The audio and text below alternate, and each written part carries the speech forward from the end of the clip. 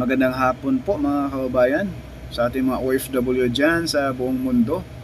Ayan, dito sa kaliwa na side atin pong ipasilip mamaya sa Aguinaldo Highway, at dito naman sa kanan atin pong ipapakita sa inyo kung saan puspusan na rin po yung gawa doon sa may ransuhan ng kabayo. There we go.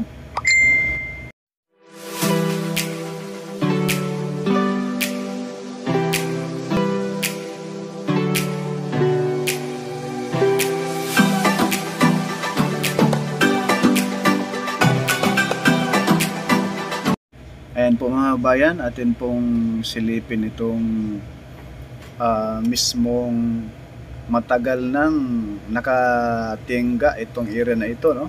Actually may vlog na tayo dito noong nakaraang linggo. Ngayon po atin pong pinasok ito kahit andyan yung mga engineer dito sa Calax. Buti naman pumayag yung isang engineer, no? Ayan po mga kabayan, ito po ang location dito sa may Barangay Tibig, na itong areang ito talaga ang mukha parang tinik, no? Umabot sa isang taon bago nagka-sundo ang dalawang partido upang makadaan na po itong Calax dito sa gitna ng ransuhan ng kabayo dito po sa Silang Cavite, ano? Ito sa areang ito mga kabayan, dito po yung ginagawa yung mga girder na kung saan ilalatag doon sa mga ilog. Kaganina yung sa ating intro, yung tulay doon na mayroon na pong mga girder kaso wala pang buhos, ay dito po ginagawa yung mga girder na iyon. Ayan, masisilayan po natin sa baba ay puspusan na rin po yung pagpatag dyan sa lupa dyan, no? Halos nasa gitna na po ng ransuhan itong paglalagay ng lupa dyan sa Calax. Yan po mga bayan, no?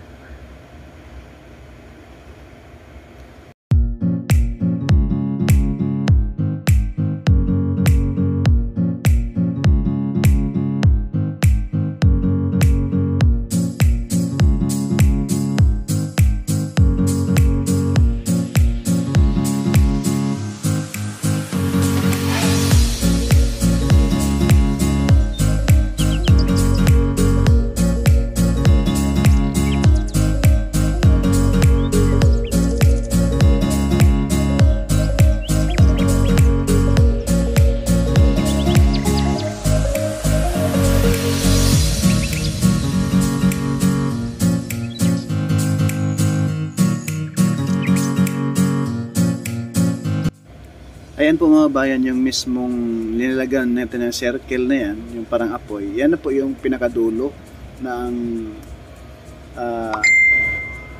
sa kabilang side nun, sa Barangay Kaong, na kung saan matagal na rin po dyan na tapos masimento.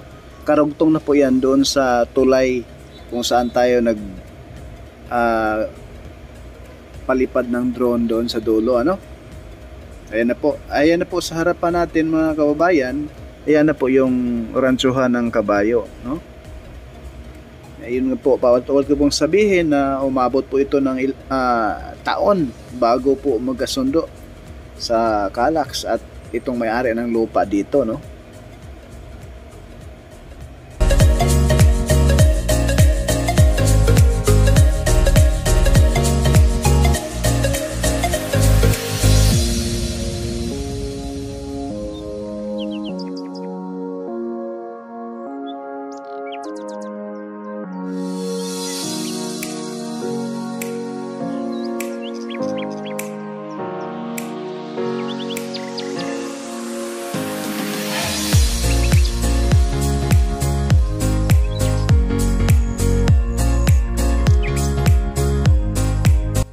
Masinayan natin sa unahan mga bayan na yung mismong tulay dyan sa gitna sa unahan ay mayroon na rin pong nag-umpisa na po sila magbuhos. Patawid po yan sa isang barangay dyan, no? Ito na po yung tuktok mismo sa dito kung saan karugtong po ito, dito po nag-start ang West Silang Interchange. Ayan, napakainit po. Kaya dito lang po tayo sa malayo para hindi tayo makita ng mga engineer na andyan po sa tent na yan, saka yung may sasakyan sa taas sa baba mismo, no. Yung bandang taas na yan ay yung may tent sa baba, no, gilid mismo. At naglalatag na rin po sila mga kababayan ng bakod dyan mismo sa Calax. Ayan, no, kita nyo yan, ang bilis ng gawa, no, nilagyan agad nila ng bakod. Yan. Pinaikot-ikot lang muna natin yung ating drone para makita niyo yung pinakababa, no. Ayan.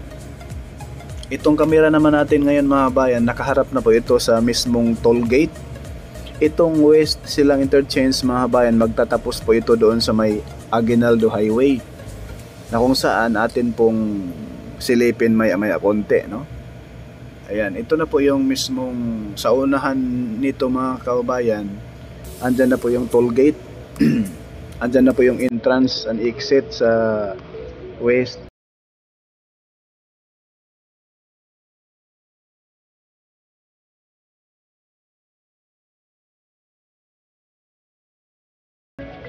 Ayan na po yung puti dyan. Yan na po yung simento. Ayan na po, dyan na po na nag-start yung mismong itong West Silang Interchange. Ayan yung araw na sa baba ay andyan tayo nakasilong. Ayan yung kulay blue na yan mga kabayan, both side ay yan na po yung exit and entrance, no. Ayan. Yung pakanan ay pasok dito sa Calax. Ay yung pakaliwa pala. Yung pakanan ay yan na po yung exit. Ayan na po yung tinatawag dyan na Barangay Tibig na lugar, no. Ayan, ito na po mga bayan, dito na tayo sa mismong Aguinaldo Highway, dito sa may kung saan hanggang dito po magtatapos yung West Silang Interchange. Ayan, yung sa kaliwa naman po mga bayan, kung saan yan po yung karugtong doon sa mismong Barangay Sabutan, kung saan yung tulay doon na ina-upload natin tapos na po, buhos na rin po, no. At itong ayan po mga bayan, no, pakita ko lang sa inyo kung saan andun tayo galing kaganina, no. Ayan, buti na lang walang hangin. Ayan, yan po mga bayan, no. Maraming salamat po sa pagsama kay Porca Studio at abang-abangan po ninyo yung ating mga latest update pa rito mga bayan sa Calax.